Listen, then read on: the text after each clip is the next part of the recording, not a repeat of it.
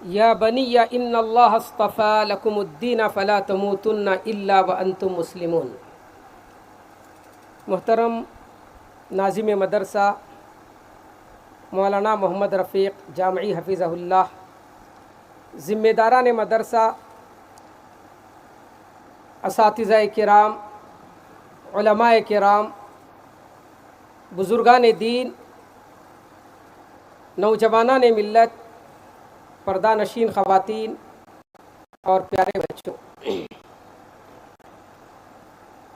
آج یہاں پر آپ کے اس مدرسے کا سالانہ اجلاس ہے جس میں ہم سب شریک ہوئے ہیں۔ اس مدرسے کے ناظرین مولانا محمد رفیق جامعی حفظہ اللہ، مدرسے میں یہ ساری چیزیں ہم نے سنی۔ یقیناً یہاں پر کھڑے ہو کر تقریر کرنا یہ کوئی معمولی بات نہیں۔ یہ چھوٹے چھوٹے بچے اپنی معصوم زبانوں میں اسلام کا اہم پیغام ہمارے سامنے رکھ رہے تھے۔ قابل مبارکباد ہیں یہ بچے، اللہ تعالیٰ انہیں مزید علم کی دولت سے نوازے۔ ان سے بھی زیادہ قابل مبارکباد وہ اساتذہ ہیں جنہوں نے ان کے پیچھے کوششیں کی، محنتیں کی۔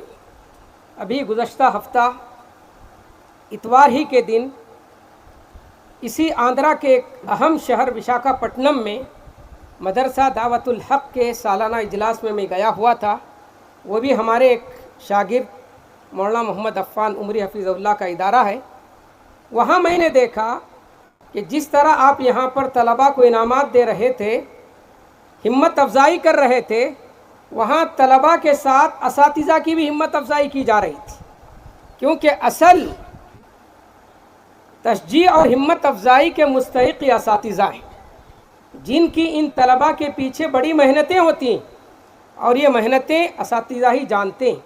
تو بہرحال میں اس مدرسے کے اساتذہ کو بھی مبارکباد دیتا ہوں جنہوں نے ان طلباء کو تیار کیا، ان طلباء کے پیچھے محنت کی، اور میں اللہ تعالیٰ سے دعا کرتا ہوں کہ اللہ تعالیٰ انہیں مزید ہمت اور حوصلہ عطا فرمائے تاکہ یہ قوم کے ان معصوم بچوں کی مزید ان کے پیچھے محنت کر سکیں، انہیں بنا سکیں، سنوار سکیں، آمین۔ محترم سامعین، یہ مدرسہ جو تقریباً 25 سال سے چل رہا ہے، یقیناً جیسا کہ آپ نے سنا یہ کوئی معمولی بات نہیں۔ مدارس کا چلنا خصوصاً آج کے دور میں یہ بہت ہی عزم و ہمت کا کام ہے، اولو العزمی کا کام ہے۔ 25 سالوں سے یہ ادارہ چل رہا ہے تو یقیناً اس میں بہت سارے نشیب و فراز آئے ہوں گے، اور میں سمجھتا ہوں کہ ابھی بھی یہ مدرسہ، یہ ادارہ نشیب و فراز کا شکار ہوگا، لیکن اس کے باوجود اگر یہ مدرسہ چل رہا ہے، قائم ہے، تو یقیناً اس کے پیچھے اس کے مخلص ذمہ داروں کی اور اس کے منتظمین کی کوششیں ہیں۔ اللہ تعالیٰ ان کی کوششوں کو قبول فرمائے اور اسے مزید ترقی عطا فرمائے۔ محترم سامعین،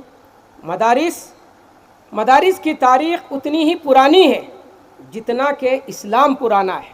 ہم جانتے ہیں کہ اللہ کے رسول صلی اللہ علیہ وسلم مکے میں سب سے زیادہ جس چیز پر توجہ دیے وہ ہے مدرسے کے قیام پر، جہاں پر لوگوں کو تعلیم حاصل کرنے کے لیے کوئی مرکز نہیں تھا۔ آپ نے دار ارقم کو ایک مدرسے کے طور پر استعمال کیا، اور وہاں جو بھی اسلام قبول کرتا اس کی تعلیم اور تربیت کا آپ نے نظم کیا۔ اور جب اللہ کے رسول صلی اللہ علیہ وسلم ہجرت کر کے مدینہ گئے تو مدینے میں بھی آپ کی سب سے پہلی کوشش یہی تھی، آپ نے اپنا گھر بنانے سے پہلے مسجد نبوی بنائی، اور اس کے ایک حصے میں ایک مدرسہ قائم کیا جسے مدرسۃ الصفہ کہا جاتا ہے، جس میں نبی کریم صلی اللہ علیہ وسلم صحابہ کرام کو تعلیم اور تربیت کے زیور سے آراستہ کیا کرتے تھے۔ اور اس کے بعد اسلامی ممالک میں مدارس کا ایک جال بچھ گیا، ہر طرف مدارس قائم کیے جاتے رہے، ہمارے ملک ہندوستان میں بھی مسلمانوں نے تقریباً 800 سال حکومت کی، اور جب مسلمانوں کی حکومت ختم ہو گئی، انگریزوں نے مسلمانوں کی حکومت کو ختم کر دیا، تو اسلام کے تحفظ کے لیے، اسلام کو اس دنیا میں باقی رکھنے کے لیے، خصوصاً ہمارے ملک ہندوستان میں اسلام کی حفاظت کے لیے مسلمانوں نے اسلامی مدارس کا ایک جال بچھا دیا، اور ہر جگہ آج انہی مدارس کے ذریعے ہمارے ملک ہندوستان میں اسلام زندہ ہے اور اسلام باقی ہے۔ اور اس وقت ہمارے ملک میں ان مدارس کو جو چیلنجز کا سامنا کرنا پڑ رہا ہے وہ مدارس کے ذمہ دار ہی جانتے ہیں، اور خصوصاً اس وقت مدارس کو جو چیلنجز ہیں وہ تو اور بھی زیادہ ہیں۔ ان پر بڑی بڑی گہری نظریں، ذرا ذرا سی باتوں پر ہمارے اداروں کا جائزہ لیا جاتا ہے، چیکنگ کی جاتی ہے اور بدنام کیا جاتا ہے، اور ان کو بند کرنے کی کوشش کی جاتی ہے۔ یہ ساری چیزیں ہم آئے دن سوشل میڈیا پر دیکھ رہے ہیں۔ ایسے میں مدارس کو چلانا، مدارس کو باقی رکھنا یہ کوئی معمولی کام نہیں۔ ان مدارس کے لیے سب سے اہم چیز ذمہ داروں کا اخلاص ہے۔ اگر مدارس کے پیچھے ذمہ داروں کا اخلاص ہو تو میں یقین کے ساتھ یہ بات کہہ سکتا ہوں کہ اللہ تعالیٰ انہیں ترقی عطا فرمائے گا۔ یہ مدرسہ جس کے 25 سال مکمل ہو چکے ہیں، اگر اس کے منتظمین کے اندر اور بھی اخلاص پیدا ہو تو میں یقین کے ساتھ یہ بات کہہ سکتا ہوں کہ یہ مدرسہ ایک دن ایک عالمی یونیورسٹی بن سکتا ہے۔ شرط یہ ہے کہ ہمارے اندر اخلاص ہو اور اس کے لیے جد و جہد اور محنت کرنے کا وہی جذبہ ہو جو اس وقت اس مدرسے کے ذمہ داروں میں اور پھر اس بستی والوں میں دیکھا جا رہا ہے۔ مدرسہ جامعہ ازہر جو کہ مصر میں ایک عالمی یونیورسٹی ہے، دنیا کی سب سے بڑی اسلامی یونیورسٹی ہے، اس کی بنیاد ایک صحابی نے رکھی تھی اور ایک چھوٹی سی مسجد میں رکھی تھی، لیکن آج یہ مدرسہ ایک جامعہ بن کر، ایک یونیورسٹی بن کر پوری دنیا کی مسلمانوں کی سب سے بڑی یونیورسٹی کا مقام حاصل کر چکی ہے۔ یہ کس وجہ سے؟ یہ حضرت عبداللہ بن حضرت عمر بن عاص رضی اللہ تعالیٰ عنہ کا اخلاص تھا۔ بانیان کا اگر اخلاص ہو، اللہ تعالیٰ ان سے وہ کام نہیں لیتا جو بعد والوں سے لیتا ہے۔ ہم جانتے ہیں ہمارے ملک ہندوستان میں سب سے بڑی جو مسلم یونیورسٹی ہے، مسلم علی گڑھ یونیورسٹی، جسے 1875 میں علامہ سر سید احمد رحمۃ اللہ علیہ نے قائم کیا۔ جب وہ اس یونیورسٹی کو قائم کر رہے تھے، لوگ انہیں پاگل کہتے تھے۔ لوگوں کے پاس جب ہاتھ پھیلاتے تو لوگ مذاق سے انہیں اپنا جوتا اور چپل ان کے ہاتھ میں تھما دیتے تھے۔ کسی نے مذاقاً جب اپنا جوتا ان کے حوالے کیا، علامہ سر سید احمد رحمۃ اللہ علیہ لے جا کر اسے بیچے، 25 روپے یا کچھ بھی جو رقم اس سے حاصل ہوئی وہ رسید کاٹ کر اس کے حوالے انہوں نے کیا، اور آج بھی اس یونیورسٹی کے ریکارڈ میں وہ موجود ہے۔ آج اس یونیورسٹی کا حال کیا ہے؟ اس یونیورسٹی میں اس وقت 30,000 طلبہ پڑھ رہے، اور اس کا جو اسٹاف ہے وہ 2,000 کا اسٹاف ہے، اور یہ جو اس کی جو زمین ہے 1,155 ایکڑ پر پھیلی ہوئی یہ یونیورسٹی ہے۔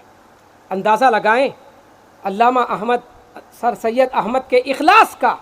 ان کے نظریہ سے ضرور ہمیں اختلاف ہے، لیکن ان کے اندر جو جذبہ تھا، جو اخلاص تھا، اس کی وجہ سے آج یہ اس قدر بڑی یونیورسٹی بن چکی ہے کہ اس وقت ہندوستان میں اگر مسلمانوں کی سب سے بڑی اگر کوئی یونیورسٹی ہے تو وہ علی گڑھ مسلم یونیورسٹی ہے۔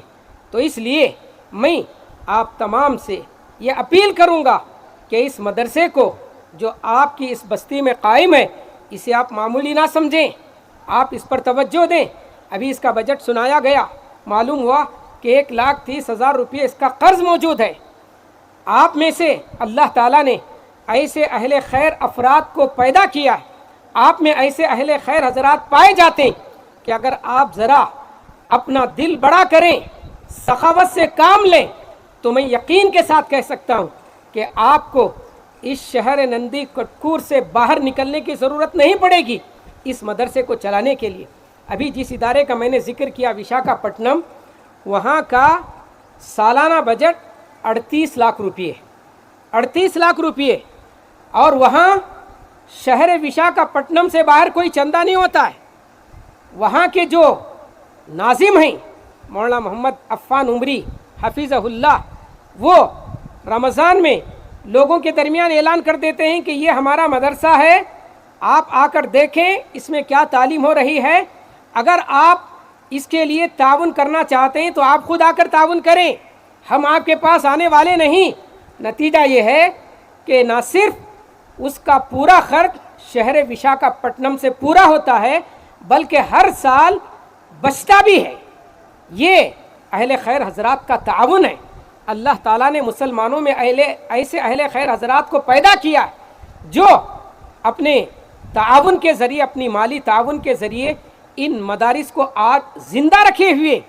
ہمارے ان مدارس کو کوئی بڑی جائیداد نہیں، ان کی کوئی پراپرٹی نہیں ہے، ان کا جو بھی خرچ پورا ہوتا ہے وہ اہل خیر حضرات کے تعاون اور چندے سے ہی پورا ہوتا ہے۔ ہمیں چاہیے کہ اس مدرسے کو میں اس مدرسے کو